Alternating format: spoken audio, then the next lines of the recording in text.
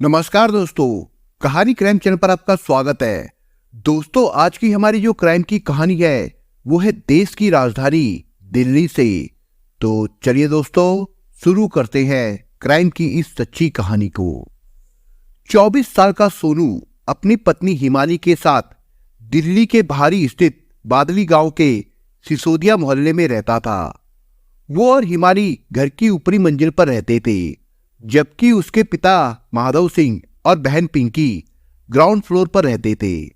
सोनू पेशे से ड्राइवर था और एक टूरिस्ट कंपनी की कार चलाकर पूरे परिवार की जीविका चलाता था। 7 सितंबर 2019 की रात 11 बजे तक परिवार के सभी सदस्य खाना खा चुके थे। सोनू को नींद आ रही थी, इसलिए वो हिमानी और 1.5 साल के बच्चे के साथ पहली मंजिल पर अपने बेडरूम की ओर बढ़ गया। बेटी और बहू के जाने के बाद घर के बाकी सदस्य भी सोने के लिए चले गए थे। सुबह करीब 7 बजे भाभी हिमानी के चीखने चिल्लाने की आवाजें सुनकर पिंकी उसके कमरे में गई तो हिमानी ने रोते हुए बताया कि रात को किसी बदमाश ने इनकी हत्या कर दी है। अभी थोड़ी देर पहले जब नींद खुली तो देखा तो ये मरे पड़े थे। बेड पर भाई सोनू का शव देखकर पिंकी ने बदहवास होकर रोना शुरू कर दिया। बेटी और बहू की रोने की आवाजें सुनकर सोनू के माता पिता भी भागते हुए वहां पहुंच गए थे। सोनू का शव देखकर वहां चीख पुकार मच गई। तभी पिंकी ने अपने मोबाइल से 100 नंबर पर पुलिस को फोन करके अपने भाई की हत्या की सूचना दे दी। थोड़ी देर बाद बादली थाने से एसआई मनीष कुमार वहां पहुंच गए। शव को देखने के बाद उन्होंने पाया कि सोनू के गले पर एक स्याह का निशान बना हुआ था।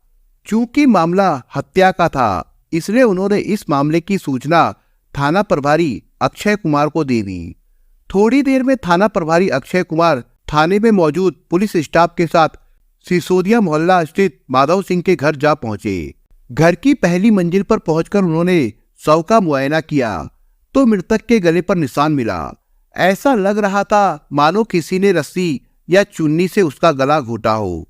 कमरे का बारीकी से निरीक्षण करने पर उन्होंने पाया कि सभी सामान अपनी जगह पर था। घर से कोई सामान गायब नहीं था। मतलब हत्यारा जो भी रहा हो, उसकी मंशा सिर्फ सोनू की हत्या करने की थी। थाना प्रभारी ने फॉरेंसिक टीम को बुला लिया। मृतक के पिता माधव सिंह से पूछताछ की गई तो उन्होंने बताया कि रात के 12 बजे सोनू अपनी पत्नी हिमानी के साथ ग्राउंड फ्लोर से पहली मंजिल पर स्थित इस कमरे में सोने आ गया था। इसके बाद सुबह 7 बजे हिमानी ने नीचे आकर बताया कि सोनू की हत्या हो गई है। ये सुनकर थाना प्रभारी अक्षय कुमार ने मृतक की पत्नी हिमानी से पूछताछ की। पति की मौत से बुरी तरह आहत हिमानी की स्थिति बहुत खराब थी। वो छाती पीट पीट कर लगातार रोई जा रही थी। उसने बस इतना बताया कि वो 1.5 साल की बेटी के साथ पति की बगल में सो रही थी। गर्मी ज्यादा होने के कारण ये कमरे का दरवाजा खुला छोड़कर सोते थे। पता नहीं रात में वहां कौन आया और इनकी हत्या करने के बाद फरार हो गया। थाना प्रभारी ने उस वक्त हिमानी से ज्यादा पूछताछ करना उचित नहीं समझा, क्योंकि घर में सभी रो पीट रहे थे और माहौल गमगीन था। अलबत्ता उन्हें हिमानी पर शक हुआ। फॉरेंसिक एक्सपर्ट का काम निपट जाने के बाद उन्होंने एसआई मनीष कुमार तथा अन्य स्टाफ के साथ घर का मुआयना करना शुरू किया तो देखा कि बगल की छत उनकी छत से मिली हुई थी। ये देखकर उन्होंने अनुमान लगाया कि हत्यारा संभवतः इसी रास्ते सोनू के कमरे तक पहुंचा होगा और वारदात को अंजाम देने के बाद चुपचाप इसी रास्ते से फरार हो गया होगा। एसआई मनीष की भी यही सोच थी। मौका मुआयना करने के बाद पुलिस टीम ने सोनू के शव को पोस्टमार्टम के लिए बाबू जगजीवन राम अस्पताल जहांगीरपुरी भेज दिया। वहां की सारी कार्रवाई पूरी करने के बाद पुलिस टीम थाने लौट गई। 10 सितंबर को मृतक की बहन पिंकी की शिकायत पर थाने में सोनू की हत्या का मामला सागर और राहुल के खिलाफ आईपीसी की धारा 302 के तहत दर्ज कर लिया गया। मामले की जांच खुद थाना प्रभारी अक्षय कुमार कर रहे थे। उन्होंने एसआई मनीष को कुछ निर्देश देकर दोबारा मृतक के परिजनों को टटोलने के लिए उनके घर भेजा। वहां सभी ने सोनू की हत्या में पड़ोस में रहने वाले बदमाश सागर पर शक जताया। एफआईआर में भी सागर को ही नामजद किया गया था। पूछताछ के दौरान एसआई मनीष ने मृतक की पत्नी हिमानी को बुलाकर उससे एक बार फिर से पूछताछ की तो उन्हें ऐसा लगा जैसे वो जानबूझकर इस केस का रुख दूसरी दिशा में मोड़ना चाह रही हो। ये देखकर उन्होंने उसका मोबाइल नंबर नोट कर लिया।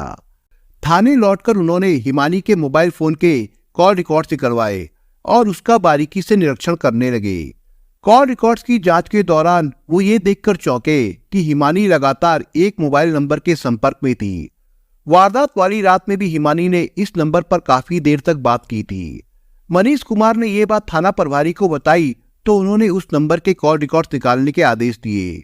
मोबाइल नंबर की जांच की गई तो नंबर उसी सागर का निकला, जिस पर मृतक के पिता और परिवार वालों ने सोनू की हत्या का आरोप लगाया था। ये देखकर थाना प्रभारी और एसआई मनीष के चेहरे पर मुस्कुराहट दौड़ गई। उन्हें लगा कि हत्यारा अब उनकी पकड़ से ज्यादा दूर नहीं है। 11 सितंबर की शाम को थाना प्रभारी अक्षय कुमार ने हिमानी को पूछताछ के लिए थाने बुलाया।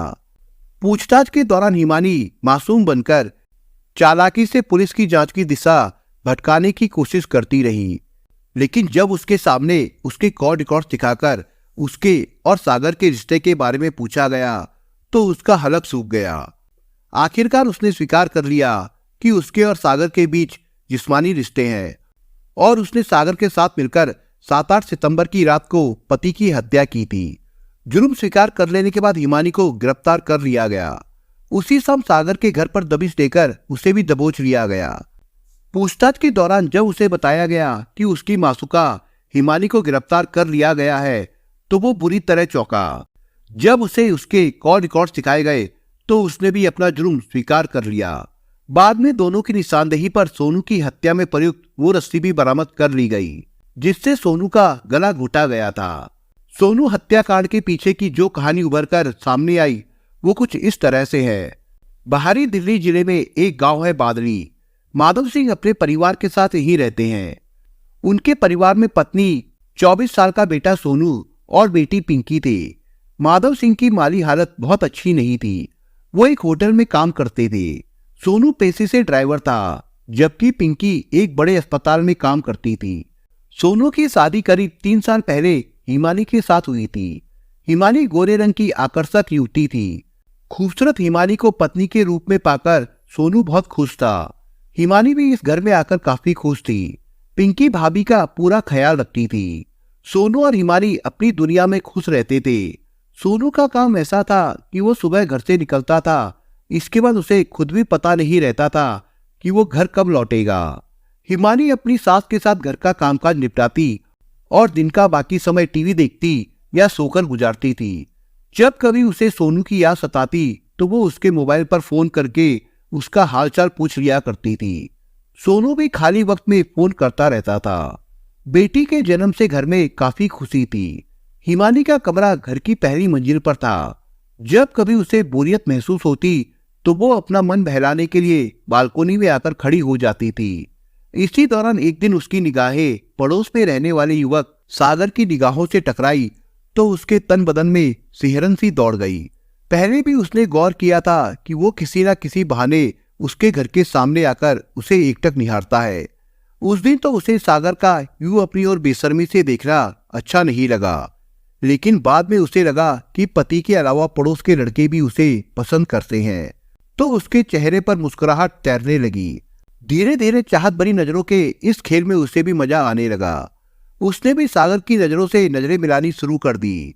बात बढ़ती गई और मामला बातचीत से शुरू होकर मोबाइल नंबर के आदान प्रदान तक पहुंच गया। सागर हिमानी को फोन करके उससे मिलने की जिद करने लगा। तो एक दिन जब वो घर में अकेली थी तो उसने मौका देखकर सागर को अपने कमरे में बुला लिया।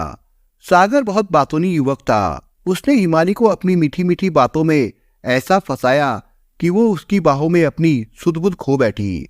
हिमानी के बदन से खेलने के बाद सागर वहां से चला गया, लेकिन उस दिन के बाद से जब कभी हिमानी को मौका मिलता वो सागर को मिलने के लिए अपने घर में बुला लेती थी। कभी कभी वो खुद भी किसी काम के बहाने घर से निकलकर सागर की बताई हुई जगह पर पहुंच जाती थी।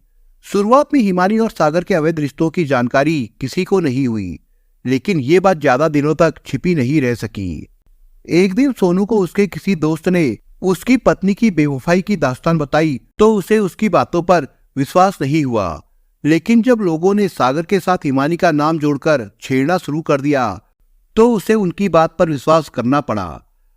सागर मोहल्ले का दबंग युवक था। लोग उसके सामने आने में कतराते थे। फिर भी सोनू ने उससे कहा कि वो हिमानी से मिलना छोड़ दे। सागर ने उस समय तो उसकी बात मान ली, लेकिन उसने अपनी हरकतें जारी रखी। घटना के 4 दिन पहले सोनू और सागर के बीच बच्चों को लेकर जोरदार झगड़ा हुआ। इस दौरान सागर ने सोनू को 8 दिनों के अंदर जान से मारने की धमकी दी।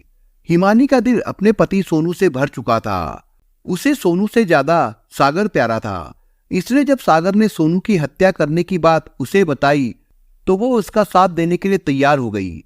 योजना के अनुसार 8 सितंबर की रात हिमानी ने सोनू के खाने में नींद की गोलियां मिला दी। आधी रात को जब वो हिमानी के साथ अपने बेडरूम में पहुंचा तो लेटते ही नींद की आगोश में चला गया। रात के करीब 2:30-3 बजे के बीच जब सारा मोहल्ला चैन की नींद सो रहा था, तभी हिमानी ने फोन करके सागर को अपने कमरे में आने के लिए कहा। सागर को पहले से ही हिमानी के फोन का इंतजार था। जैसे ही हिमानी ने बुलाया, वो दबे पांव छत के रास्ते हिमानी के कमरे में पहुंचा और एक रस्सी से सोनू का गला घोंट दिया। रात भर हिमानी अपने पति के शव के साथ सोई रही। सुबह 7 बजे उठकर उसने अपने ससुर माधव सिंह तथा सास अंजू को पति की हत्या होने की जानकारी दी।